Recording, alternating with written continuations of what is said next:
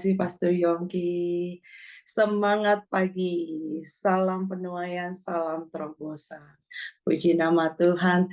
Terima kasih Pastor Yongki untuk kesempatannya. Pagi ini kalau saya mau kasih judul atas renungan kita, biarlah itu menjadi judul bersyukur, rasa syukur. Puji nama Tuhan. Saya mau awali dengan perumpamaan sederhana, saudara. Anggap kita mau berimajinasi sejenak pagi-pagi, refresh kepalanya, pikirannya, sama-sama kita mau anggap kita memiliki hobi travel, berjalan-jalan, berpetualang. Bayangkan kita sedang melakukan perjalanan jauh ke padang pasir bersama dua orang teman. Jadi kita bertiga. Dua orang teman, kita bertiga. Kita jalan-jalan ke padang pasir. Buat tiga-tiganya, buat kita bertiga, ini adalah pengalaman pertama. Anggaplah itu ke gurun pasir yang paling bagus adalah Sahara Desert di Afrika Utara. Amin. Siapa yang udah membayangkan dalam perjalanan? Saya minta jempolnya. Amin. Puji nama Tuhan. Teman yang A, selama perjalanan itu dia selalu nanya, Irin, guys tahu nggak udah sampai belum? Berapa lama lagi? Anggap kita berjalan melalui pasir. Udah lama belum? Karena nggak kelihatan kan sepertinya. Sepertinya jauh nggak kelihatan gurun pasir. Dia nanya, masih jauh nggak? Kapan sampainya? Abis ini kita ngapain lagi? Habis ini kita kapan istirahatnya, kapan sampai hotelnya. Pertanyaan. Keluhan. Panas matahari, saya kena sunburn, aus, capek. Aduh, ini mah nggak seru. Pokoknya semuanya isinya sepanjang perjalanan adalah keluhan. Tapi teman B sangat berbeda, saudara. Teman B justru antusias. Wah, beda banget ya sama di New York. Beda banget sama di Jakarta pemandangannya. Pemandangan yang dia sangat takjub dengan seperti besar sekali dunia. Melihat gurun pasir. Kira-kira, aduh, benar-benar takjub dengan fenomena alam yang dia lihat. Dia lihat Fata Morgana kelihatannya kayak air, padahal bukan air. Dia lihat, gila keren sekali ya. Ayo, walaupun panas kita bisa sampai ujung. Dia juga menyemangati kita. Pertanyaannya, kalau kita ditanya next trip, mau bersama teman yang A atau teman yang B? Kalau saya bisa pilih, saya lebih memilih teman B, saudara. Karena teman yang punya rasa syukur akan membuat perjalanan lebih fun, lebih nikmat, lebih terasa ringan walaupun di gurun pasir. Pengalaman-pengalaman jadi semangat kita lebih tambah antusias. Saya yakin saudara juga memilih teman yang B. Sama begitu juga dengan hidup kita. Ibaratnya hidup kita adalah perjalanan yang panjang, belum ada yang mengalaminya. Pertama kali sama-sama kita mengalaminya lewat gurun pasir, lewat lembah, pertama saudara. Tapi orang yang bersyukur akan merasa lebih ringan. Tapi tanpa ucapan syukur, semua walaupun baik akan terasa berat. Amin. Kita sama-sama baca firman Tuhan dari 1 Tesalonika 5 ayat 18. 1 Tesalonika 5 ayat 18. Firman Tuhan.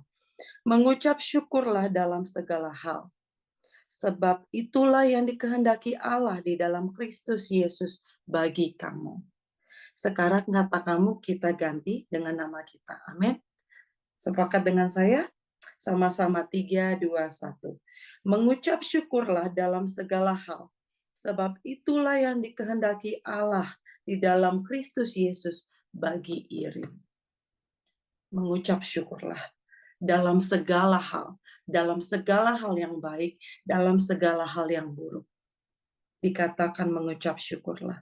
Jadi dari ayat ini saya bisa menyimpulkan buat orang percaya, mengucap syukur, rasa syukur itu bukan lagi adjektif, bukan lagi kata sifat, bukan lagi suatu feeling manusia atau perasaan manusia. Di ayat ini saya bisa melihat rasa syukur itu adalah sebuah keputusan. Sebuah keputusan untuk meresponi situasi yang terjadi dalam hidup kita.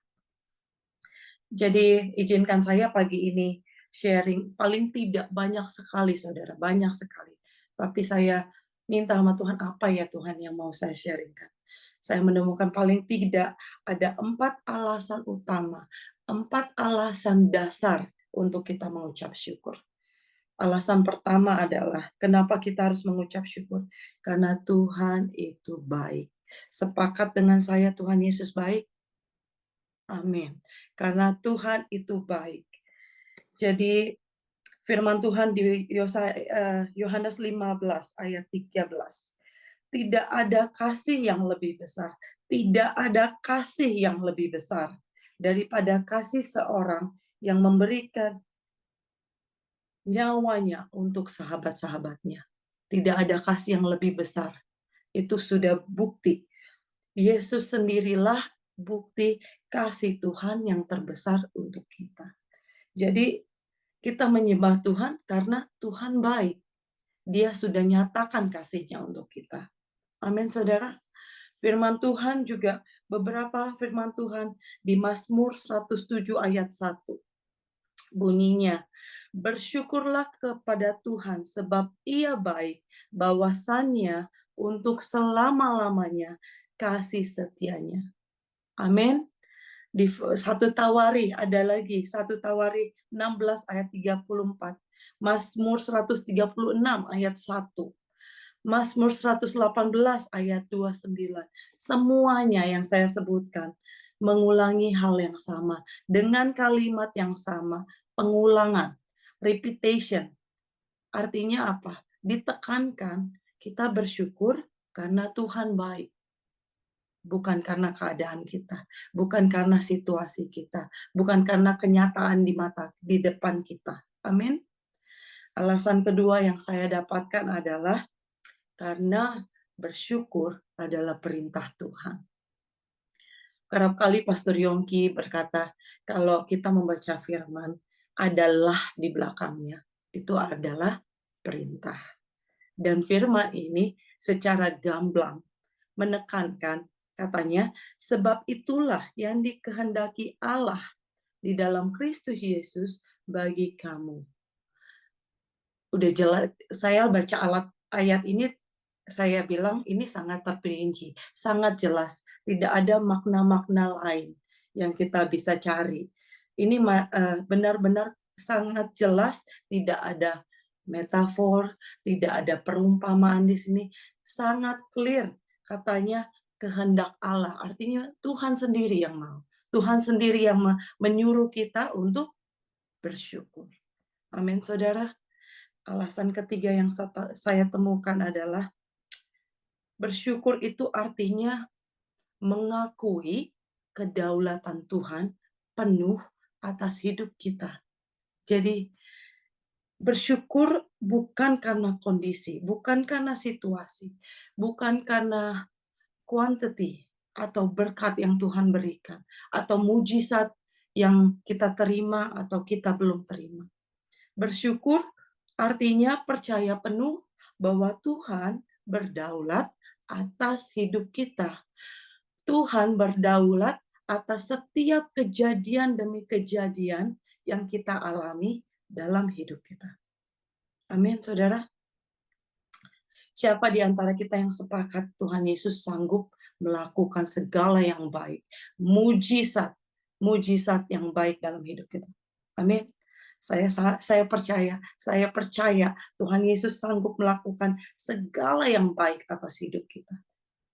Itu buat karena saya mempercayai Tuhan Yesus yang begitu ajaib, begitu besar, kayaknya mujizat itu seperti membalikkan telapak tangan buat Tuhan.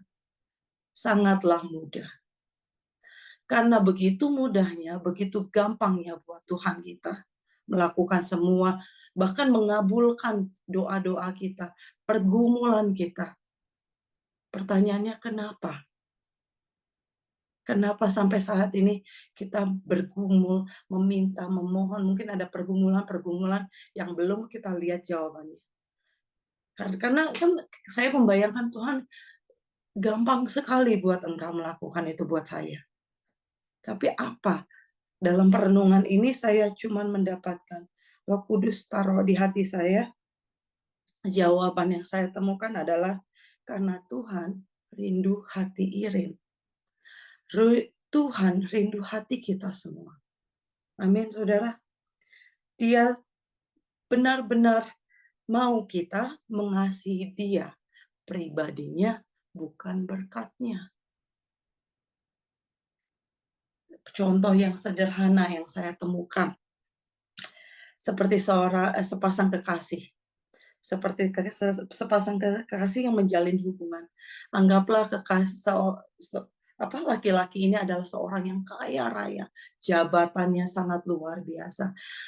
Yang pria ini memberikan semua hadiah-hadiah yang termahal, termewah, terbagus buat sang wanita, sang kekasih. Pertanyaan saya buat saudara, apakah secara otomatis sang perempuan mengasihi pacarnya, sang pria? Kayaknya ya, saya bisa yakin ya, nggak semua bilangnya. Belum tentu, apalagi zaman sekarang. Belum tentu. Bahkan konon, saya pernah dengar istilah, ada uang abang disayang. Tidak ada uang abang saya nggak mau jawab. Jadi perumpamaan ini juga mengatakan, belum tentu saudara. Sama halnya saya mendapatkan hikmat dari Tuhan, sama hal seperti Tuhan. Tuhan mau kita mengasihi dia, bukan mengejar berkatnya. Tuhan mau kita mengenal pribadinya, mengasihi pribadinya, bukan hanya mujizat-mujizatnya. Karena mujizat-mujizatnya terlalu gampang buat dia berikan buat kita. Amin. Karena dia punya kuasa. Dia juga punya kehendak untuk melakukan itu. Saya juga teringat seperti 10 orang kusta yang disembuhkan Tuhan Yesus. 10-10-nya mengalami mujizat kesembuhan. Tapi cuma satu orang yang mengenal pribadi Tuhan, yang mengingat pribadi Tuhan, yang ingat mengucap syukur. Satu orang ini kembali kepada Yesus. Karena satu orang ini, dia bukan hanya mengalami mujizat kesembuhan, tapi dia memperoleh keselamatan. Karena mengucap syukur. Karena dia mengenal pribadi Yesus yang begitu baik, yang ada dalam hidupnya, yang datang memberi kesembuhan itu karena mengasihi dia. Dia memperoleh keselamatan. Kata Yesus di Lukas, imanmu menyelamatkanmu. Amin, saudara. Puji nama Tuhan. Alasan kita keempat, kenapa kita harus bersyukur. Karena bersyukur itu seperti Pastor Irwan Huta Barat di Worship From Home. Itu sangat-sangatlah menyentuh hati saya. Mujizat terbesar bukan penyakit kanker sembuh. Mujizat terbesar bukan yang buta melihat. Mujizat terbesar sekalipun yang mati hidup, itu bukan mujizat terbesar katanya. Tetapi mujizat terbesar adalah perubahan hidup. Wow, saya pikir benar juga ya. Aduh, begitu makna esensialnya. Semua itu cuman, kalau dibilang, cuman perhiasan, saudara. Esensialnya adalah perubahan hidup. Itulah mujizat terbesar. Jadi dalam bersyukur, kita mendapatkan mujizat terbesar, hidup kita berubah. Dengan bersyukur, mengubahkan cara berpikir kita. Yang negatif menjadi positif.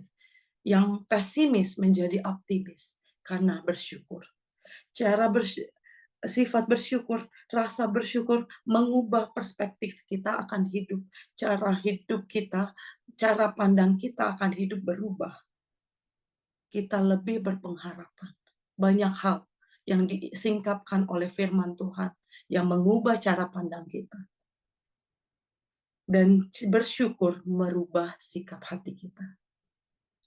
Sikap hati kita tidak lagi gampang dikecewakan. Kita tidak lagi gampang menuntut. Kita lebih punya empati sama orang. Lebih mengerti orang. Amin, saudara. Tahukah saudara, ada ciri-ciri khas, ada ciri-ciri khusus dari orang bersyukur. Kita gampang melihatnya. Saya menyimpulkan satu hal. Orang yang bersyukur bisa dilihat, bisa mempunyai kesanggupan untuk melihat kebaikan di tengah situasi yang sangat buruk sekalipun. Dia punya ciri khas, dia bisa melihat sesuatu yang baik walaupun semuanya tidak baik. Itu orang yang bersyukur. Dan orang itu adalah tanda-tanda kedewasaan rohani seseorang. Amin. Mata rohaninya terbuka. Yang dia lihat tuh bukan yang kenyataan. Dia bisa melihat sesuatu yang baik, pekerjaan Tuhan yang baik dari situasi itu. Itulah kedewasaan rohani. Bisa dibilang mulai mature dalam iman, dalam roh. Kita buka firman Tuhan Ibrani 13 ayat 5. Dikatakan di situ, cukupkanlah dirimu dengan apa yang ada padamu.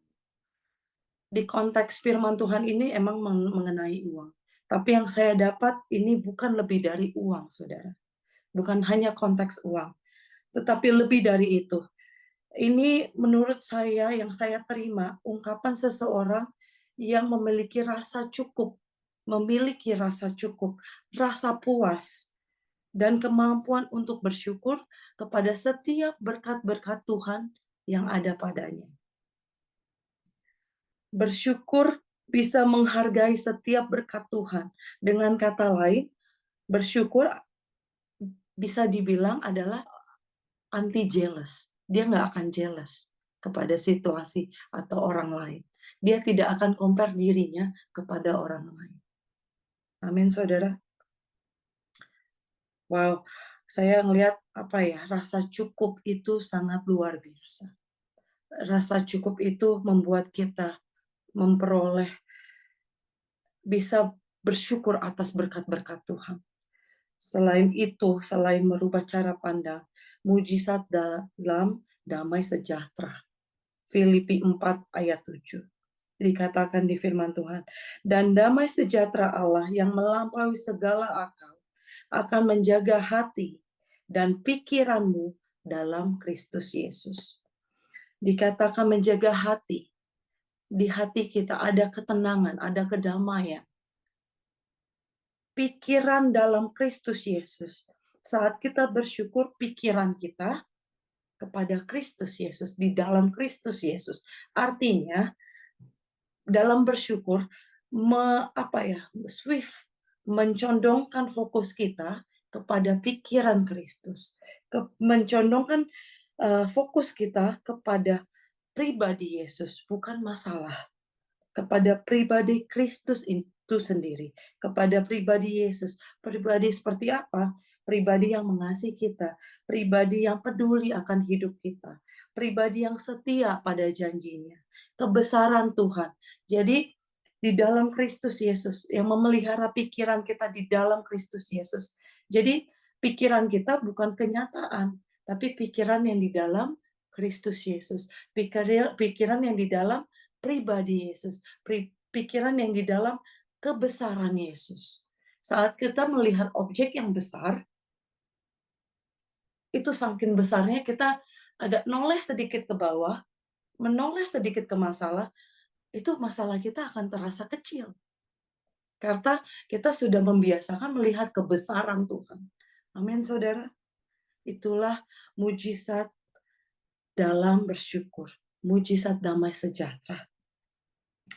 Fokus kita bukan lagi kepada masalah, tetapi kepada pribadi Yesus. Mujizat apa lagi yang kita bisa alami? Mujizat kesehatan, saudara. Mujizat kesehatan.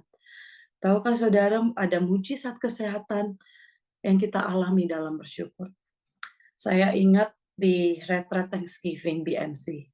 Waktu itu Pastor Yohanes Sunardi mengatakan, pernah mention Ada saraf dalam tubuh manusia, saraf yang berproduksi hormon stres katanya.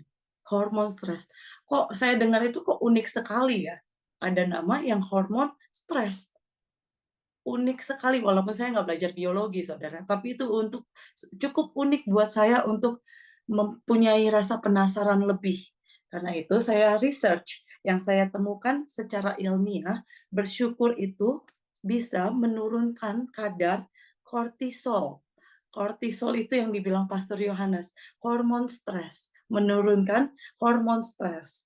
Kalau hormon kortisol yang tinggi berhubungan dengan tekanan darah tinggi. Peradangan resiko penyakit kronis. Pantas aja orang yang darah tinggi suka marah-marah. Amin. Puji nama Tuhan. Saya bilang, oh iya ya. Oh ternyata itu benar loh saudara. Kita nggak perlu ngambil jurusan dokter, tapi itu benar. Saya ya research lah ya. Dan juga saya percaya Pastor Yohanes Sunardi tahu betul apa yang dia katakan. Amin. Dan juga bersyukur itu meningkatkan dopamin dan serotonin. Apa itu? Itu dua hormon kebahagiaan. Unik banget kan saudara? Dua hormon kebahagiaan. Ini berkontribusi pada kestabilan suasana hati yang berdampak pada regulasi tekanan darah kita. Wow, keren banget. Saya sih mendapati itu sesuatu fact yang sangat luar biasa. Dan rasa bersyukur itu mengaktifkan sistem saraf parasimpatopis. Itu membuat tubuh kita tenang. Jadi kita nggak perlu lagi tuh obat penenang, obat tidur. Jadi rasa syukur itu bisa mengaktifkan saraf yang buat kita tenang. Amin, saudara. Dan yang terakhir, rasa syukur itu juga meningkatkan kualitas tidur kita. Dengan secara tidak langsung berpengaruh dengan reproduksi sel darah baru, regenerasi darah. Saya lihat Tuhan itu benar-benar dia memerintahkan sesuatu yang baik, bukan hanya untuk dia, tapi untuk kita sendiri. Amin, saudara. Coba kita lihat apa kata Alkitab dengan bersyukur. Firman Tuhan katanya, hati yang gembira adalah obat yang manjur. Bukan obat yang biasa, atau bukan obat yang lagi dites. Tapi dikatakan obat yang manjur. Manjur itu sudah ditentukan kepatenannya.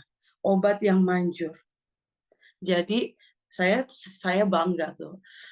Alkitab kita sama ilmiah, sama sains, sama ilmu kedokteran sangatlah relevan. Puji nama Tuhan. Kalau zaman sekarang YouTuber bilang fun fact. Fun fact. Fun fact dari rasa syukur saya bisa simpulkan adalah anti stres. Simple banget. Rasa syukur itu adalah bikin kita anti stres. Amin, saudara. Banyak hal positif dari rasa syukur. Seperti yang perumpamaan saya di padang pasir. Paling tidak kita menjadi berkat buat orang-orang sekeliling kita. Kita membawa kedamaian buat mereka. Orang di sekeliling kita merasa nyaman. Kabar baiknya buat kita semua. Rasa syukur itu bisa kita latih. Puji nama Tuhan. Itu suatu berita sukacita. Rasa syukur bisa kita latih, saudara. Kita bisa train diri kita untuk bersyukur. Ingat alasan-alasan. Alasan-alasan yang mendasar. Tuhan Yesus baik. Ingat kembali alasan kita untuk bersyukur. Start from small. Kita bangun. Mengucap syukurlah untuk nafas. Payung kita dibilang, bersyukur kita masih hidup. Bersyukur kamu lihat keluargamu. Good morning guys, good morning kids. Bersyukur anakmu sehat. Bersyukur suamimu sehat. Kamu ke kantor bersyukur Tuhan aku masih ada pekerjaan. Start small. Sampai lama-lama bersyukur kita mampu bersyukur di dalam tekanan. Pergumulan yang Tuhan izinkan. Amin saudara. Mama saya selalu bilang, bisa karena biasa. Bisa karena biasa. Apa itu biasa? Biasa adalah suatu tindakan yang disengaja dan secara berulang-ulang sampai di mana level proses pemikiran kita cepat secara otomatis. Jadi biasa itu mengandung bahasa Inggrisnya effortless, tidak pusing. Bahasa sederhananya nggak pakai mikir kalau kita sudah biasa. Jadi kalau kita melatih diri kita bersyukur, lama-lama bersyukur menjadi gaya hidup kita. Dan kalau kita memiliki gaya hidup bersyukur, kita mengalami mujizat-mujizat Tuhan.